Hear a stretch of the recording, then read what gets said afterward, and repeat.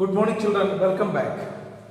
Now we are coming to the next four questions of index questions from the chapter Heredity and Evolution. The evolution is deleted from the syllabus. Okay, so only heredity will be included. And so far we have discussed six different types of questions that are very important questions coming from genetics, heredity. Okay. Now this video is the third video to be sent for the fourth assignment of this fourth week of November. Okay, right. The first interest question here, third one. What are the different ways in which individuals with a particular trait may increase in a population? There are different ways by which individuals with a particular trait may increase in a population. The first and most important feature is given natural selection, because during natural selection the organisms with useful traits will be selected, they survive, reproduce. So natural selection is the first point. Natural selection. Okay. Then the second one we can say genetic drift. Genetic drift. The sudden changes in the number of frequencies. For sudden changes in the frequencies of genes, sudden changes may lead to the changes in the frequencies of genes of small population. For example, natural calamities. The elephant is upon the bushes. Many animals, many organisms will be destroyed. So the total number of remaining organisms, you count the number of genes, the total number of genes, frequency genes will be reduced. So accidents in small population can reduce the percentage of genes in them. That is called genetic drift. Okay? Accidents in small population can change the frequencies of genes. Okay? Frequencies of genes or the number of individuals remaining will be reduced. That is what is called genetic drift. So natural selection, genetic drift, and even the food, availability of the food also important. When the food is not there, the organism may be died. Many organisms died due to the shortage of the resources.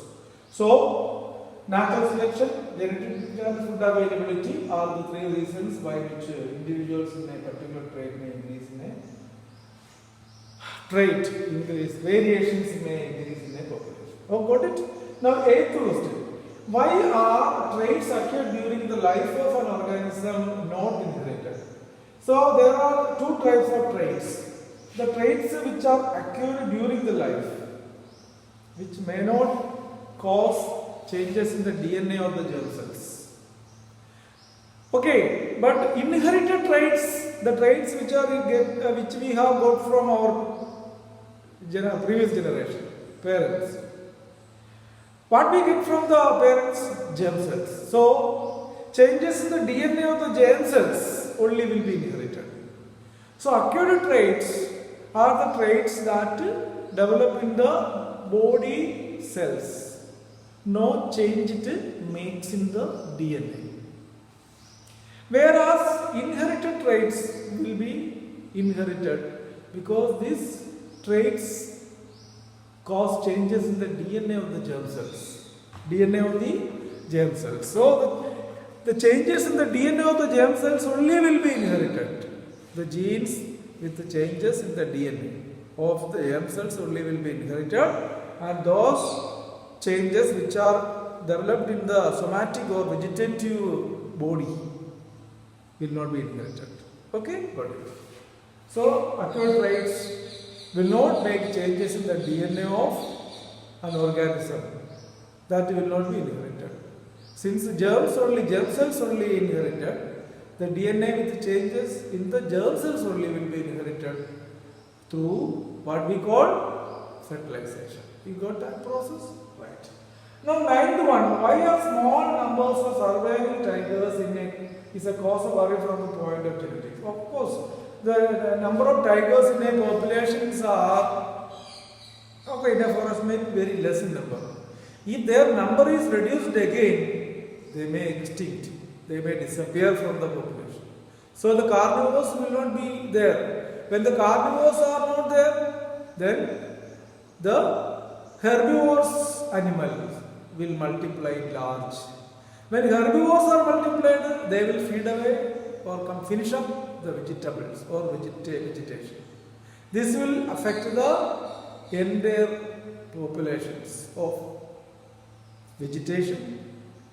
Herbivores population increases, and also the tiger population also get affected. So all this impact you have to listen. So the small number of tigers is a cause of concern because this small number of tigers affect the ecosystem, and they will be extinct in the nearest future if we do not protect them. That is one cause of concern. Second cause of concern is when the tiger population, carnivore population is reduced, the herbivores multiply in large number. Their population increases, herbivores population. Herbivores feed away all the vegetation. That will affect the vegetation and producers will not be there. Plants will not be there.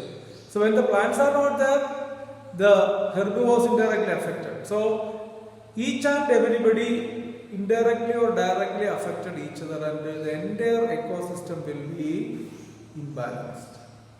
Now the 10th question. What factors lead to the formation of new species? Of course, new species formation depends upon you can say 3-4 factors.